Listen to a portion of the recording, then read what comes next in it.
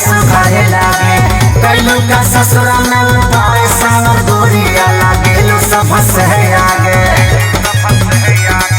कौन दवाई खैली हो पहले से गैलू चिकना सावर गोरिया सूरतिया सुखाए लागे कैलू का ससुरा में उपाय सावर गोरिया लागे सब से आगे।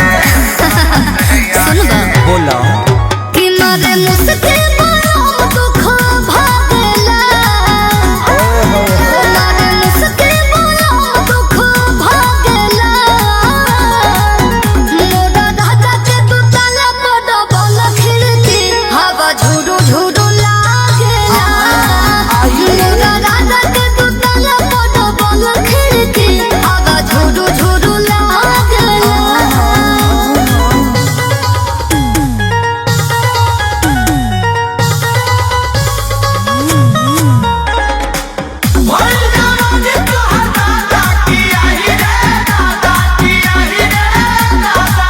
लक्ष्मीनिया कह के राजा जी बोलावेले मलकिनिया कह के हमके बोलावेले रहे भतार जी के भात के सवाद कोई सन चिखले बाड़ू तब से बदलन में जा रे ऐसा।